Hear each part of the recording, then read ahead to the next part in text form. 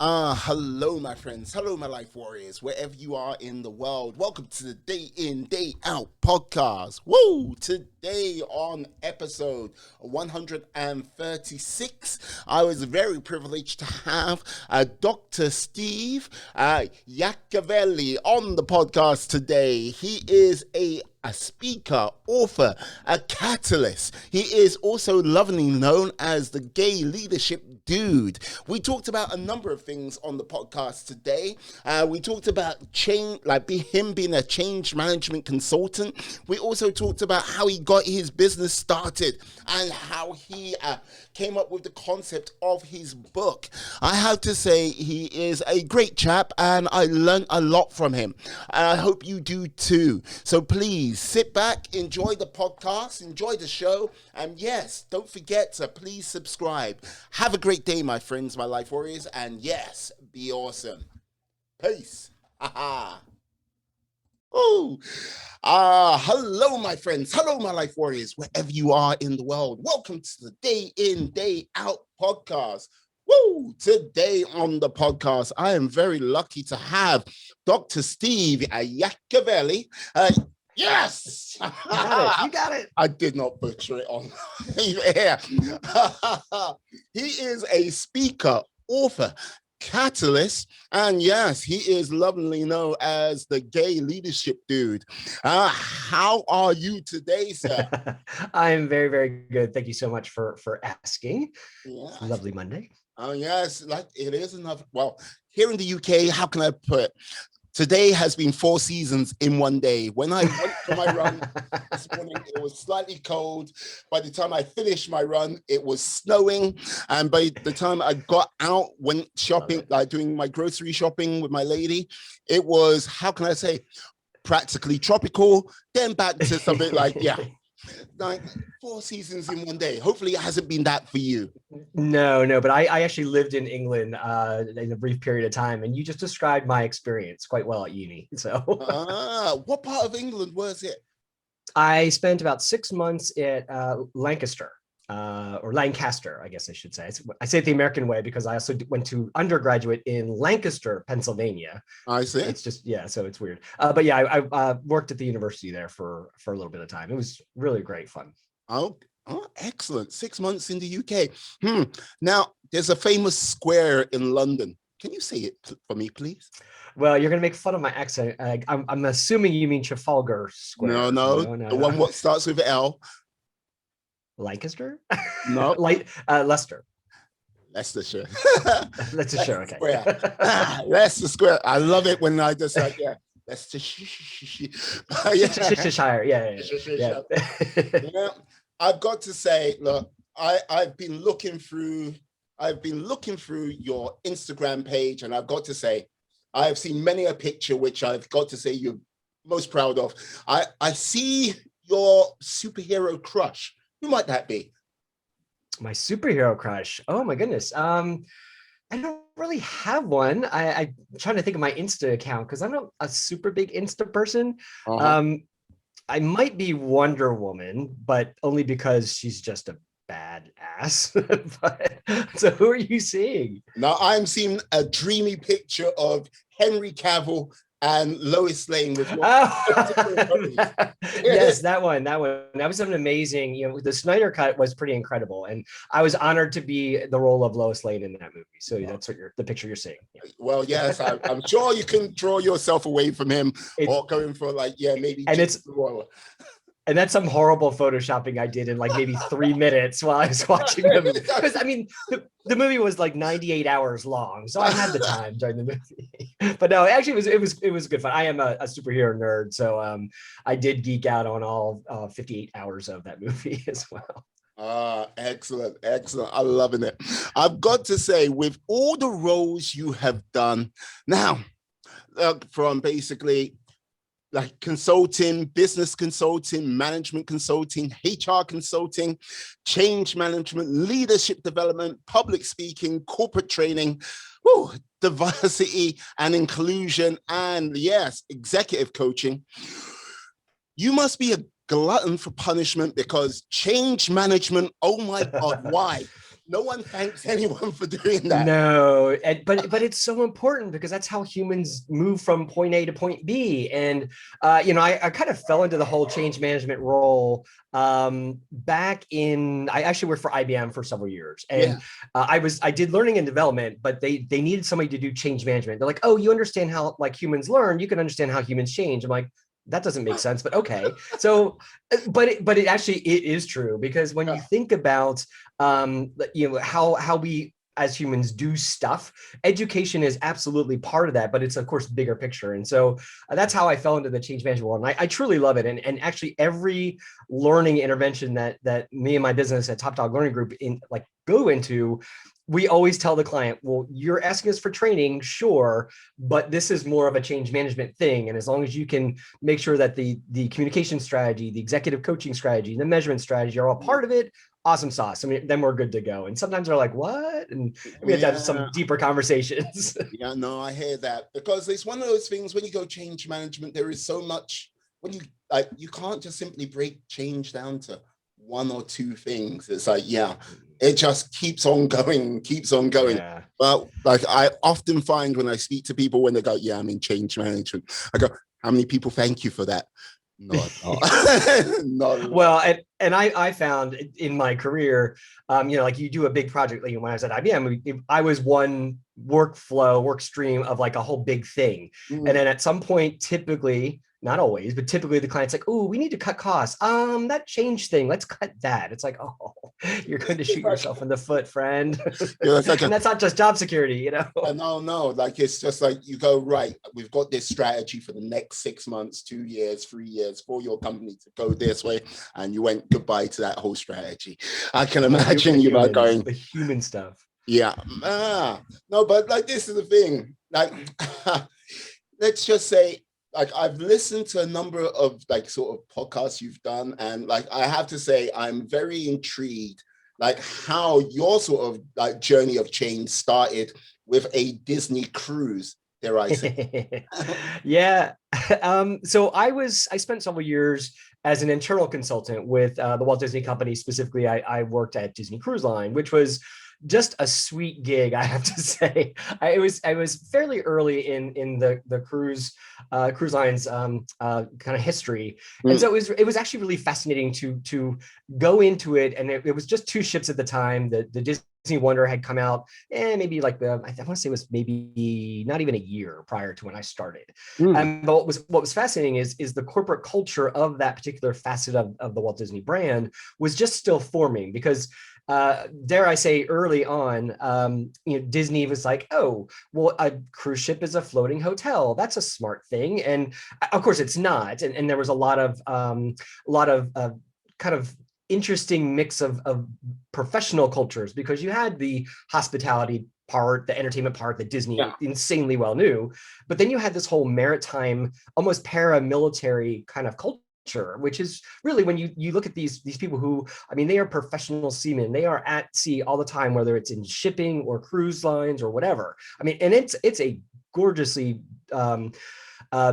disciplined profession, which it has to be, with all the safety and regulatory and all that good stuff. But it was just these 2 different cultures. Then you throw on top of that, at the time we had 52 nationalities on board. So it was like as a change agent, as an internal consultant, it was fascinating culture. It still is today. I think I have a lot of friends still on it. And the cruise industry in general is just a really, really interesting culture. I remember several years into it, I was pulled to do a change management kind of facet with we were implementing SAP. If you're familiar with that, it's an enterprise resource planning tool. A lot of big companies use it.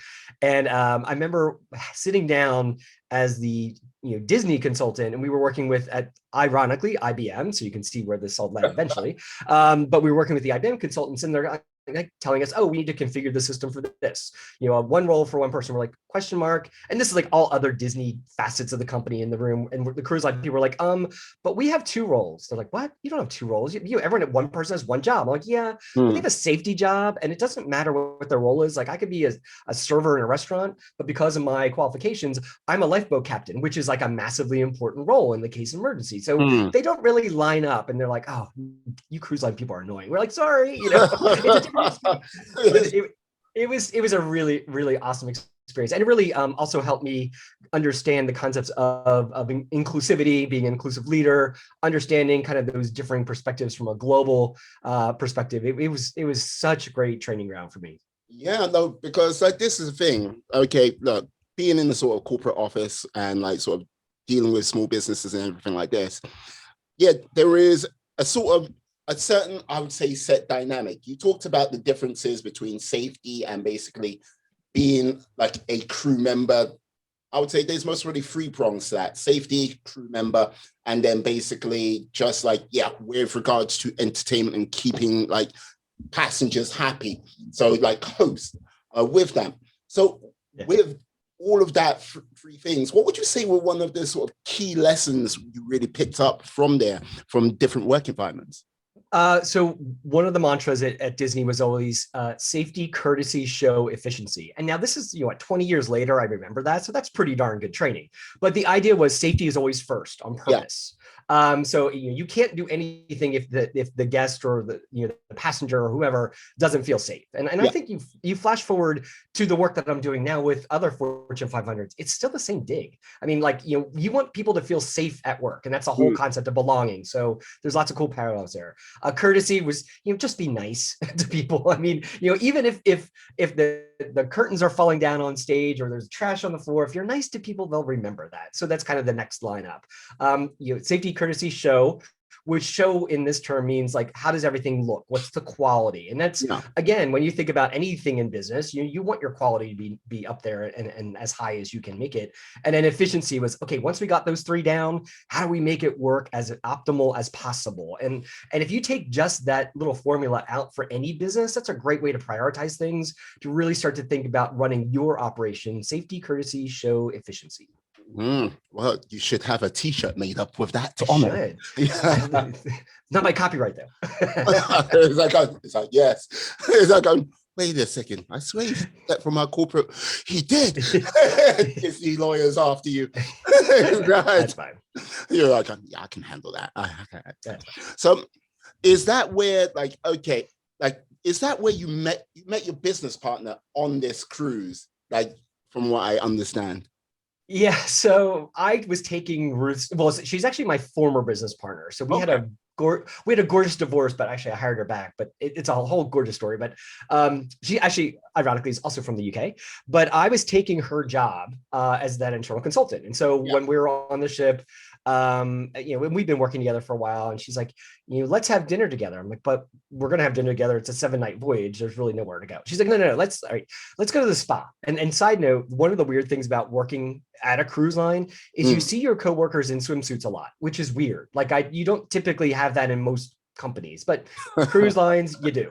Yeah. So anyway, Ruth and I are in the spa and we're having a chat, and she's like, you and I should start a business together. I'm like, well, we have jobs. She's like, no, we'll like do it part-time and just kind of see what happens. I'm like, that sounds like fun. So we went to our boss at Disney at the time and told her the deal, and just some full disclosure. And she's like, thank you for coming to me.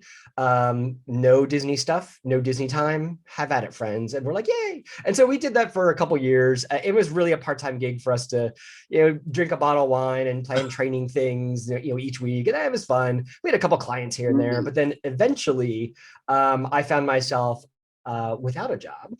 And I said, you know what? I had this business infrastructure. Let's see if I can just make a go of it. And that was in late 2007, and knock on wood, that's pretty much where I've been ever since. And then as things progressed, she kept going up the corporate food chain, landed at a really senior HR executive position before she retired. And at one point I wanted to go after a couple Disney contracts that were open. And I'm like, you can't be part of this anymore. And you're not really doing anything. She's like, you're right. So we, formally divorced. I turned it into an LLC. And then I've since hired her back, like as a contractor once in a while. And she's retired, but she's like, I'm bored. I'm like, okay, hey, here's a training class you can write if you're interested. Sure. And so, she's still part of the pack, if you will, at TopDog Learning Group. But she's was always my mentor too. And so there's still times I'll call her and be like, I had this thing. What do you think? And I'm always still learning from her to this day.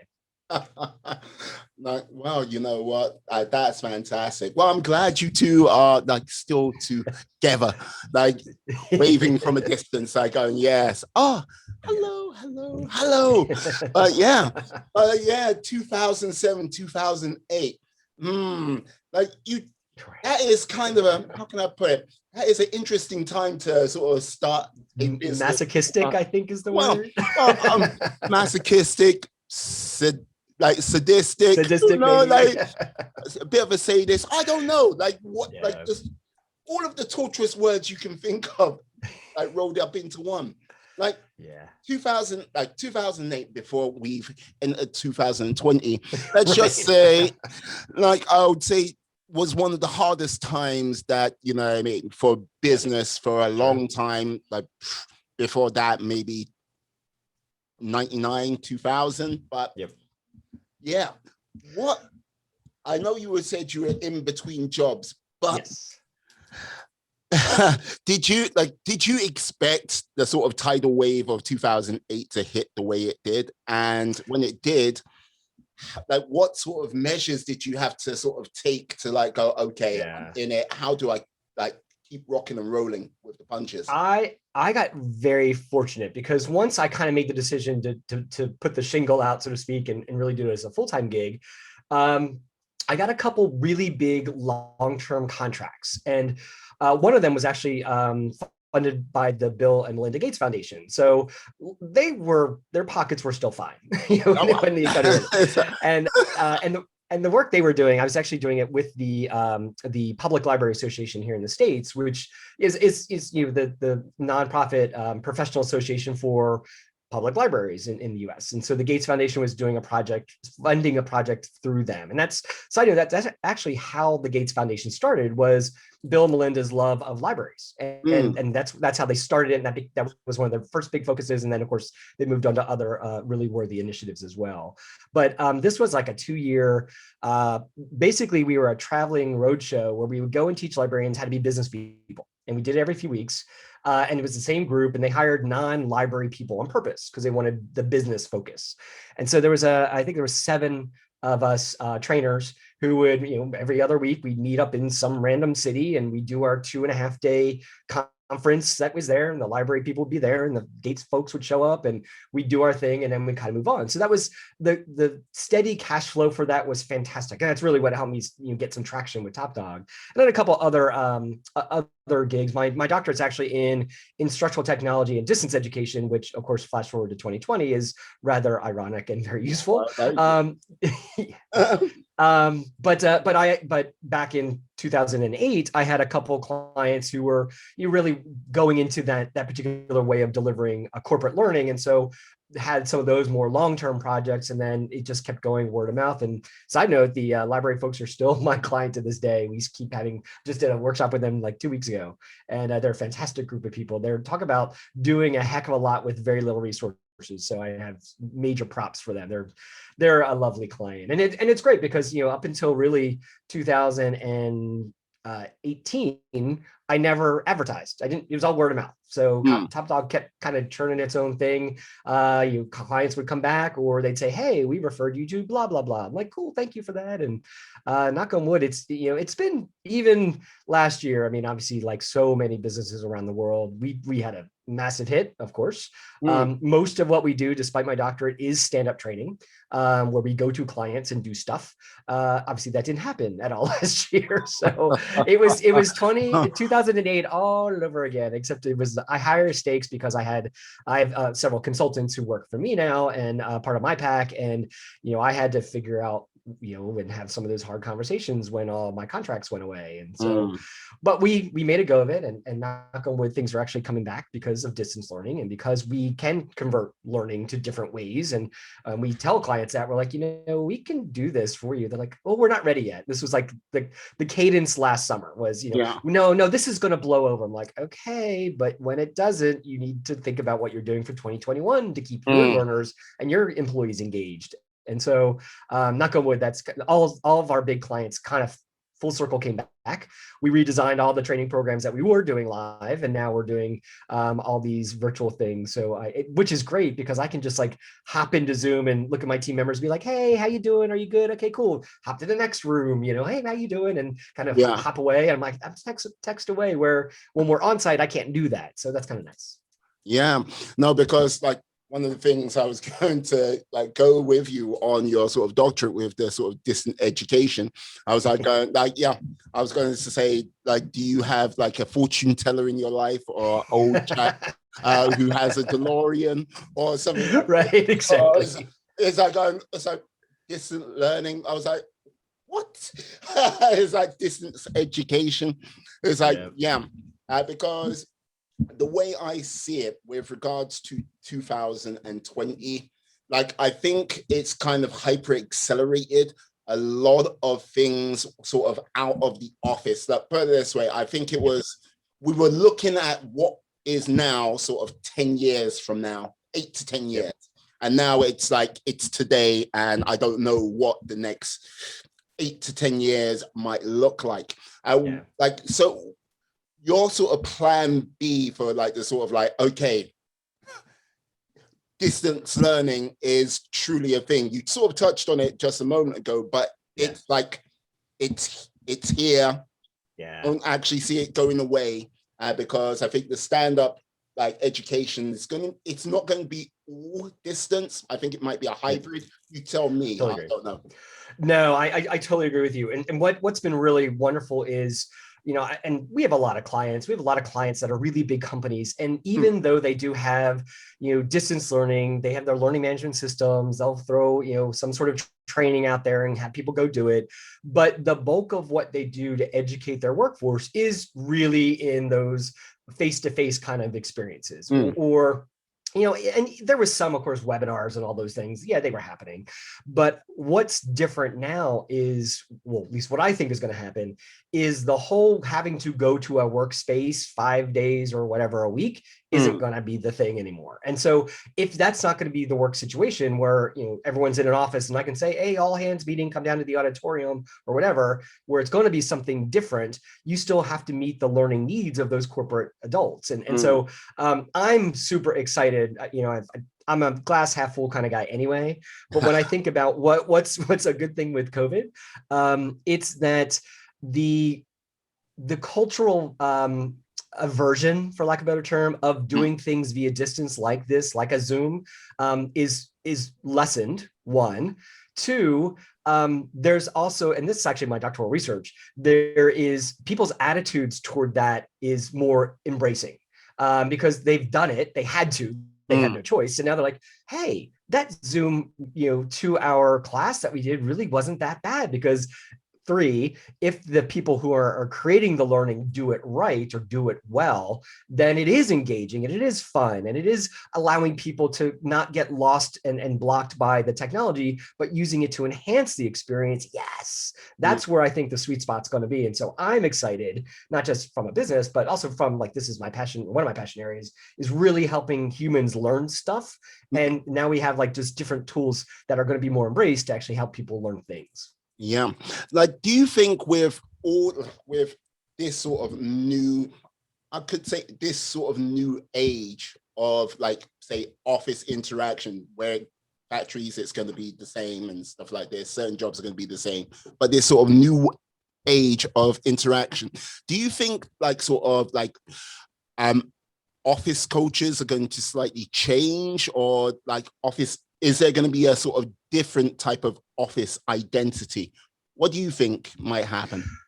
I think one of the challenges that this new world's going to face is, you know, and you know, one of my other hats, of course, is about inclusive leadership and, you know, getting rid of biases. And I think one of the biases we're going to start to see are when we have these more hybrid blended business experiences, there's going to be a potential, I'm calling it proximity bias. So it's, you know, I'm not physically in the room, I'm maybe on a Zoom call or on just a teleconference. Do I get disenfranchised because I'm not physically in the space? You know, we have a bias for people who we can physically see and look at and touch. So I don't know if that's going to happen, but I have seen that in the past with other much smaller scale experiences like this. Actually going back to the cruise ships. And I remember really not only were, you know, we would have HR meetings with the HR shipboard staff as well as the home office. And it wasn't just that you had these disenfranchised, disembodied voices kind of thing, but you also had technology delays sometimes. And so adding that into the potential mix, where if I'm a remote worker who maybe doesn't have the best internet connectivity, does that make my experience and my perceived performance as an employee less than someone who has great internet pipes going through their house? So I think these are going to be some of the interesting questions we have to start to think about when we look at the workplace. But I think just being able to think about these is exciting, because if we do it right, we could be even more inclusive with folks. And that kind of gets me excited. Inclusive, because I often look at it's in because I'm part of the generation which is, old school, like being in the office, everything like this, and like the sort of day-to-day micro interactions. It's not necessarily the sort of sitting down in that meeting, which has had far too many PowerPoints and should end about 2 hours ago. It's just those little things where you have that chat when you're having getting yourself a coffee, or just sort of like, I'm going to the shop. Do you need something from there? Or let's do lunch together. That I think is going to be the challenge as well. That sort of thing. I agree. And I think one of the other experiences that we've seen in COVID is that, yes, those organic interactions, you have to really not force them, but make them happen strategically. So you and I can't go to lunch, but maybe we say, hey, the Friday, let's you and I sit down. We'll bring our lunches to our screens. Just make sure you're not chewing with your mouth open, because it's still gross even over Zoom. But but really being able to plan those interactions, I think it just puts a little bit more ownership on making those relationships and connections happen. So I don't think it's out of the question. You just have to be more conscious of it. Yeah, indeed. Like being more conscious and like inclusivity. Like what, with regards to the next, say, 3 to 5 years, inclusivity, like you mentioned, like proximity, but let's just say the world is becoming seemingly a more sort of divided place with regards to workplace politics and like a whole myriad of other things. What would you say to an organization to sort of like, this is how you can help promote inclusivity across many a different line? Yeah. It really starts with the workplace's mission, vision, values, and most likely the values specifically. So most workplaces that we work with at TopDog Learning Group have some sort of stated value system, and a lot of times, more often than not, especially with the Fortune 500s that we work with, they're larger and they have something in their values about being inclusive or inclusivity or embracing diversity or creating a sense of belonging, all of the above. Yeah. So you start there, because when anybody comes to work with any sort of bigger organization and they say, I'm behind these values, well, then you're on the hook in a good way, because that's the expected norms that you're supposed to abide by as an employee in the workplace. And so a smart businesses not just have values, but they make sure the values are lived and breathed within the work that they do. And so if that's happening, then it's so much easier to, take that stand and enforce, that it's not the this or that, but, I've been saying here in the States during all of this weird politicalness and, forget, parties, think about values. And that's how I approach everything. And at least I try to anyway. And so if we can do that as a business, say, forget this side, that side, what's the values of that action or that statement or that, focus? Does that align with our corporate values? Yes, it does. Awesome sauce. Then you can kind of move forward with your action. So you're not saying, we prefer this party or this candidate or that candidate. But if you get to the values piece of it, then it kind of makes a little bit more sense from a business perspective. Yeah.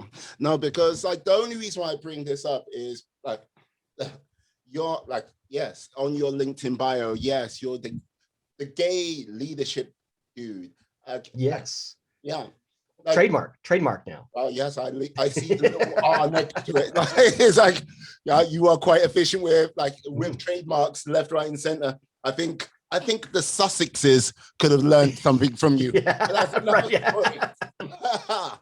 But like with regards to your sort of experience coming up as a business leader, like what were some of the unique challenges you faced, would you say, if there was any?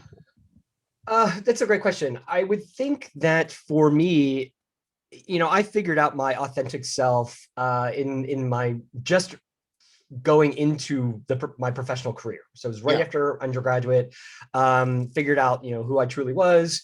And so for me, it's always been out there. I've never hidden it. I've not, there are times, and this is, I think, true with any LGBTQ+ person, you're constantly coming out, I mean, aside from now having, a business card that says gay leadership, dude. I think you're out there right now. I think it's pretty known. But even if that wasn't the case, there's always an opportunity for someone to share their authentic self. And whether I'm a trans person in the workplace, living in and being my authentic self, or I'm a gay guy, gay white cisgender dude who during my workshops talks about my husband of 23 years. And I don't make a big deal out of it, but it's just part of one facet of what makes me. And I've of course I've faced challenges. I have been bashed and all that fun stuff that some of us have that experience. However, I make it a point to be true and open, and also going back to that values thing, the clients we play with at TopDog Learning Group have very similar values. That's not by accident. And so when I look at clients and they're like, hey, we want to talk about leadership, I'm like, fantastic. What are some of the values that you have? Or we do our own due diligence before we get into some sort of arrangement or relationship with a business, because I don't want to hang out and waste my precious energy making somebody more awesome, and then you find out they're hurting puppies or something like that, or whatever's the case. So I think because that's TopDog Learning Group, we don't hurt puppies in this house. But all joking aside, I think maybe kittens. It's maybe kittens. No, we're inclusive. We like cats too. We're inclusive. We like cats too. Now, but really thinking through, being out there and saying who I am, and the Gay Leadership Dude's only a couple years old, as far as the brand, not me personally, but and so it was always having to make those decisions as a business person, or even before I started my own business, looking at the companies that I was interviewing with and really starting to understand how inclusive is your workplace culture? What do you do with people of color? Or what does the C-suite look like from a gender perspective? And doing those things for me was always very important. And I've been very fortunate with, Disney, IBM. I mean, these are some pretty awesomely inclusive companies that I was lucky enough to work with. Yeah, no, because like this is the thing. When you say you found your authentic self.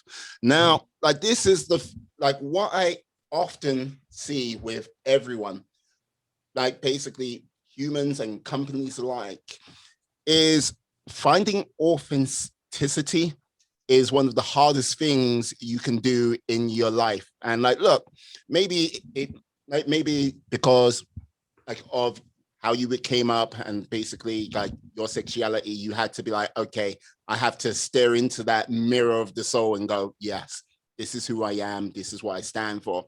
But I often find many a person don't know who their authentic self is. They can't get a grasp of it. And if you told them to what values you have, they have, how can I say, they have the values of the collective pack, but they don't actually sort of look at this is what I'm about.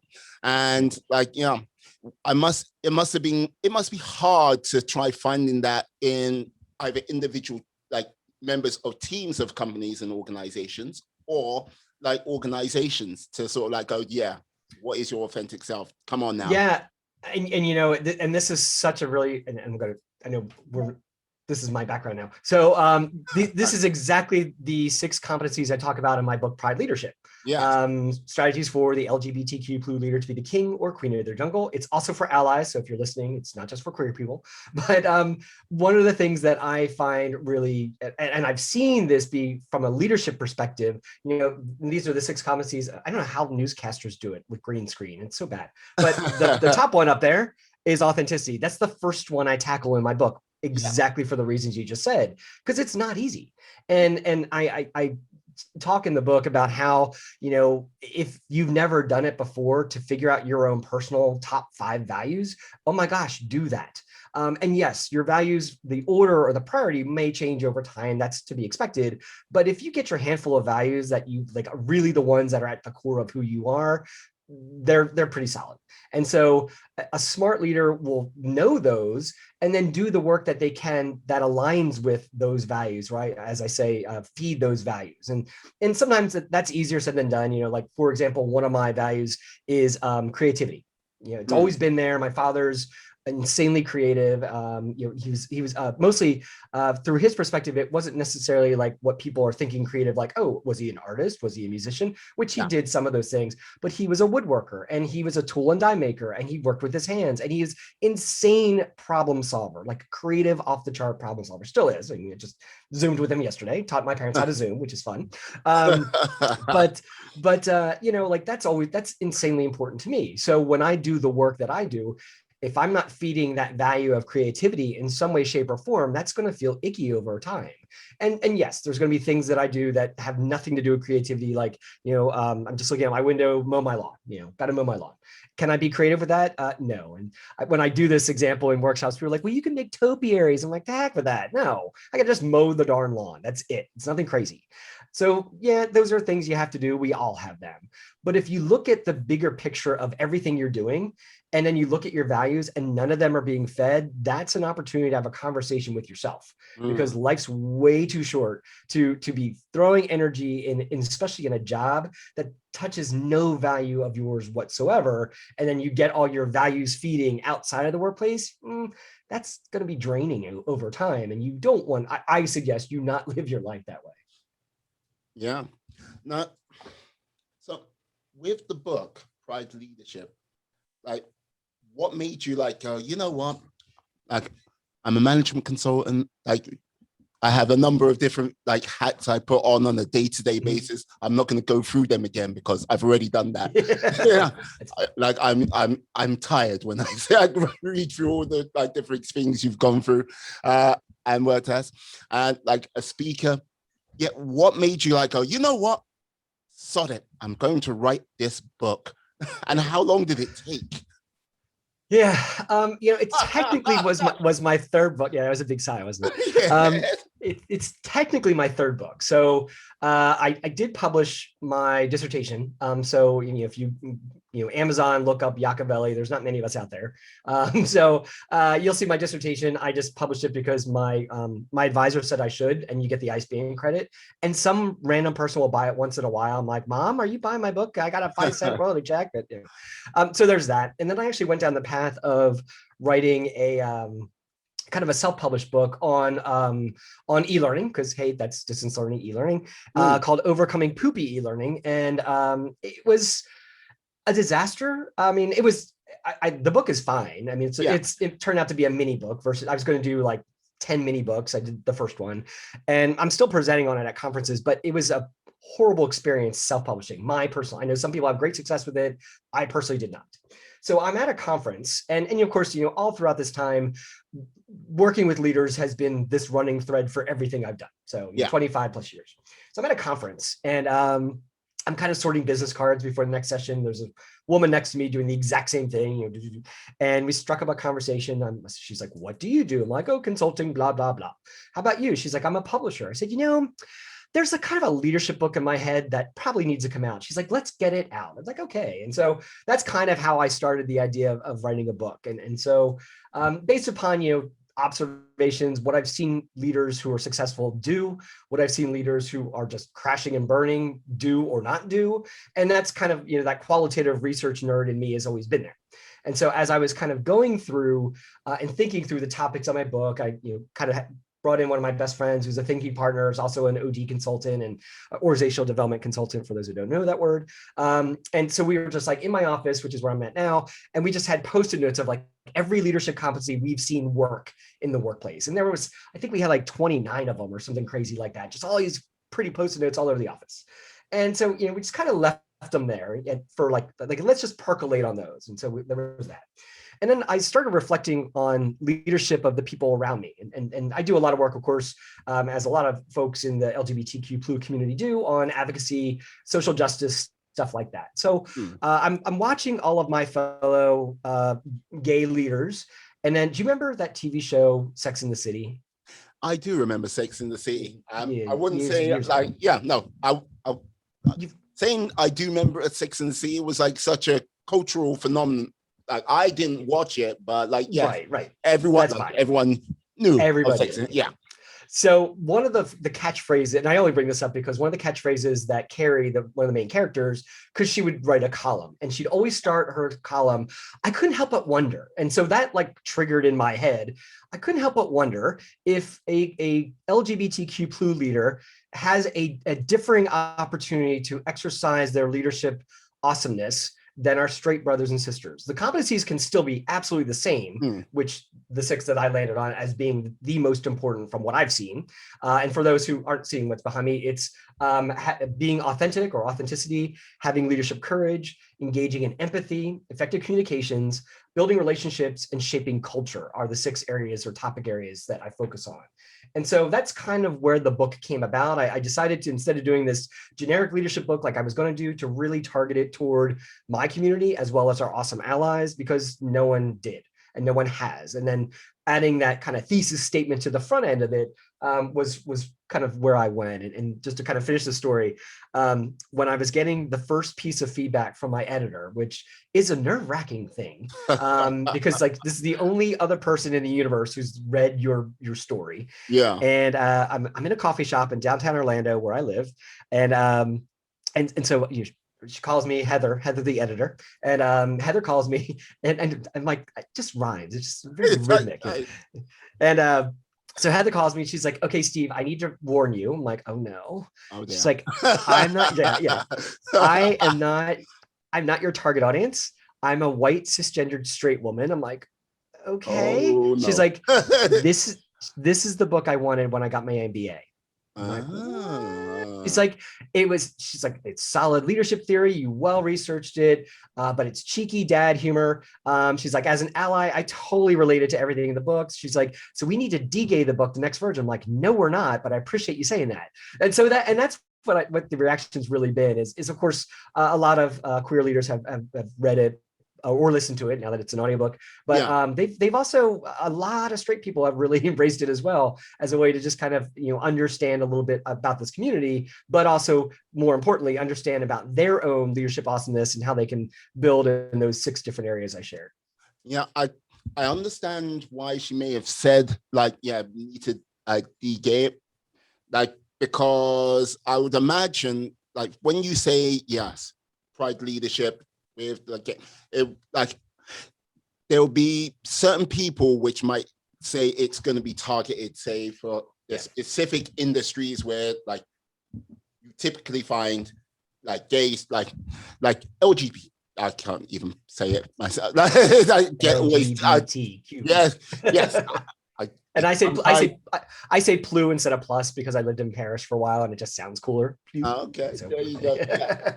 But for like the community you belong to, like it'd be like, yes, so this book is going to target that. And when someone goes, yeah, but like I'm a corporate banker, blah blah blah, like yes, your people are there. It's like in that industry, but it's like not what people go. Yes, it's not media, it's not fashion, and everything like that. I can see people like I can see her like maybe that was the way she was thinking, but to go. No, I would say no. I think because I mean, here's a secret: queer people are everywhere. We're in all industries, so I know.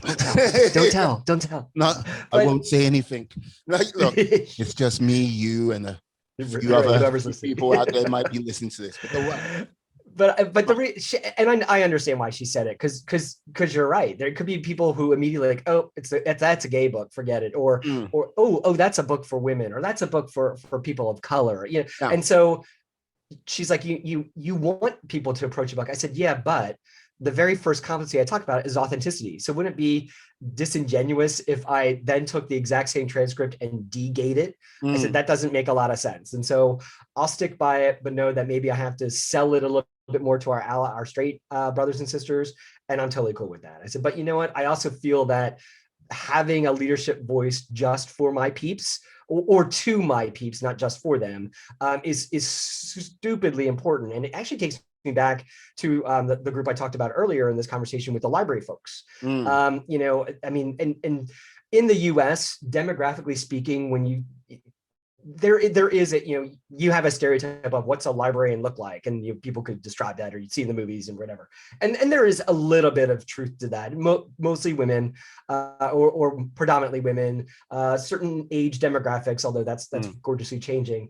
And so what I saw and I was the only male on that staff, by the way, when we were doing these traveling road shows, it just kind of happened that way. Yeah. They jokingly called me the eye candy, which I'm like, hey, I'll take that. That's fine. And so, but what was funny is one of the sessions we did was on your own personal brand and how you kind of think about that as a professional librarian. And so, you know, and some of that conversation was about dress and appearance, but we didn't want to focus too much on that. But the point of it was getting that story to top of mind, just as a professional, and this is applicable to any professional.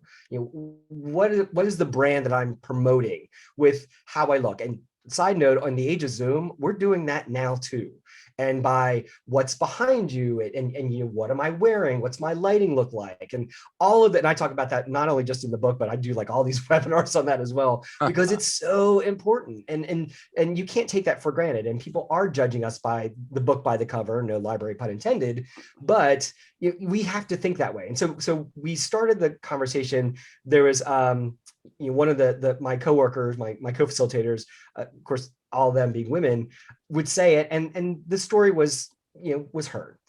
And then we tried an experiment where I said that I taught the class then, and it resonated differently. And I'm like, that's so stupid. I hate that culture can be like that, but you often see that. And that's what allyship is all about, is sometimes an ally can say the exact same thing as a member of the group, and it's just heard differently. And whether that's right or wrong, I'm not going to, you know, say that, you know, all that, but that's why allies in any group are insanely important, because they can sing the exact same song from the exact same songbook, but it just is heard differently by other folks. And I think that was my big takeaway from that experience. And then, you know, just applying that to the work that I do now is yes, allies can still read this book, and you're going to be even more of a stronger ally because of it. Yeah, like, so not giving everything away, but like, yeah, like, what would you say would be like one of the sort of key things someone can go, yes, let me latch on to that? So in the book, it's meant to be active. So you know, within each of the chapter at the end, there is there's, you know, you actions, things, activities you can do to beef up your insert one of the 6 here. There's reflective questions that you can do to really think about your own leadership through the context of the 6 competencies. I wrote it like a class because that's what I do for a living. And so, and actually I knew I'd always turn it into a class. Matter of fact, we do have an online 8-week program that walks a leader through these 6 competencies. And the goal is to really to make anybody be a more consciously inclusive leader, which is what a lot of my keynotes and signature talks are all about, is what we can do to be more consciously inclusive. And so I would give one example of that for anyone listening is if you don't know, and if you're breathing, which means you're listening to this, you have some sort of bias. And that's the thing that stinks about humans. We have them. We all have them. The challenge is, which ones do we have? Because that's where it gets unique and different. And that's based upon our experience, what we see, our pack or our tribe or our friends or our neighbors and the media, all the stuff that we watch, and all these different things come into play. And so a smart leader, a consciously inclusive leader, starts to understand what potential unconscious, especially unconscious biases do I have. And so if you Google Project Implicit, implicit bias, hidden bias. It's the same thing. But there's a group of researchers who created a free online instrument to help you discover what are potentially some of your unconscious biases. And so I do talk about it in Pride Leadership, but I think any leader who wants to be better and be consciously inclusive should start with understanding what biases do I have. And then once I know them, then I can take steps to kind of de-bias myself. Mm-hmm. Yeah, one of basically when you're saying in the book you've got sort of exercises you do, like, okay, we actively read, but the whole thing is, or we passively listen if it's an audio book. But one of the things I would say people don't do when it comes to these books is they don't turn themselves into an actual practitioner of like the sort of methodologies which are offered out. And I think that is the sort of main of like pathway to success, the actual becoming a practitioner and like being able to execute on a day-to-day basis. Yeah. Yeah, in the book, I use the phrase called drone perspective. So it's like if you have drones now and they have the cameras on it, yes. If you kind of control that drone, you're in that meeting or you're in that Zoom call. But if you can get into that drone perspective where you kind of and hover over the situation, seeing yourself engaging, and basically it's the concept of mindfulness or mindful meditation. And so when you can get into that drone perspective, you start to, without judgment, just see what you're doing, what you're thinking, what you're saying. And is that really what you want to think or do or say? And that's easier said than done. I'll be the first to admit it. But smart leaders, successful leaders can start to get themselves in like, oh, wow, let me reflect. Oh, that meeting I ran the other day probably wasn't as effective as it could have been. And here's maybe the things I need to change for next time. Awesome. That self-awareness is a massive leadership advantage that a lot of folks don't take. Yeah, I hear that. I hear that. I would say yes. I've been a victim of that myself on several occasions. So with I've got to say, with this, and I would say you are there putting yourself out as a thought leader. Who would you say has been sort of like some of your sort of greatest influences to sort of like go, you know what, you're my North Star, you're my hero right now, to sort of push you forward, to help pull you forward? For me, I mean, there's so many people who were in my kind of circle of friends. It's already talked about my BFF Ruth. But if I think about it, I grew up in the Philadelphia area. And so as a child, all those influences of, colonial, colonial Independence Hall, all that stuff were like massive. I mean, as a kid, before they locked them down, I used to play in the abandoned log cabins in Valley Forge, with the famous Valley Forge. So, now they've since put gates on them. You can't get in them, but at the time as a kid, we could. It was fun. Yeah. So, those were always big parts of influence. And so I bring that because Benjamin Franklin was massive influence in not just that cultural piece of Philadelphia, but really as I got older and started really exploring and reading biographies about him. I mean, he was insanely awesome. And if I could be a fraction of the thought leader, diplomat, inventor, humorist that he was, I would be an insanely happy person. Yes, I can imagine. Like, look, come on now. There's been songs about him. Just from bifocals to electricity. Hey, the man's doing well.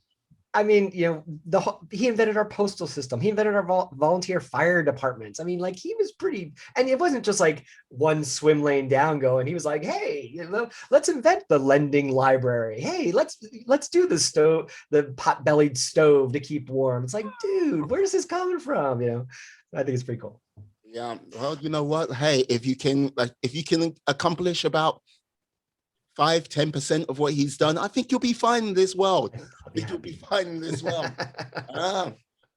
So I have to ask now, with regards to you, I've seen you've done a tour here, you're doing the podcast tours here, there, and everywhere. Now, will you be one of these people who will be starting a podcast of your own at present. Yeah. I actually the reason I'm trying to build myself as a professional podcast guest was I had a marketing coach last year, and she was awesome, because my business is at the point where we're growing, and I'm trying to figure out the right strategies and focus on the marketing and the PR and all that good stuff. And she said the same. She's like, would you be interested in doing a podcast? I said, well, I've done radio work. I've done voiceover. I have all the equipment. I'm not pretty tech savvy. And she said, however, it takes a long time to grow your own audience. It's a lot of work, as you well know. She's like, so there's pros and cons to it. And she says, if you're not there yet, just be on everybody else's and add value to their stories. And like, and she's like, and the benefit of that is, you just come in and you talk your talk, but you're now meeting a different audience. You meet awesome guests or hosts. And, I'm like, that's kind of fun. I'll do that for a while and see where it goes. And maybe down the road, I'll do my own podcast or something. I love writing. I absolutely love writing. I'm working on the next book. I like to write articles, sometimes just for the heck of it. Like I'm finishing up one about my COVID experience called "The Year I Didn't Wear Pants," because it was true. I to this day, I've yet to wear pants since March 13th, 2020. The advantage of living in Florida. So there's that. But, it's kind of that's like the lens of my COVID experience. And it's not to downplay some of the horrible things that have happened to so many people that we know, but I was trying to take a more lighthearted, glass half full kind of experience of what I learned about myself and about others through the lens of a global pandemic. So be on the lookout for that. I'm not sure where it'll go, except maybe my blog. I don't know. But the year I didn't wear pants. And so I like focusing my energy on the writing versus the podcasting, producing. So. Well, like, this is the thing. I think, here, you didn't wear pants. Love it.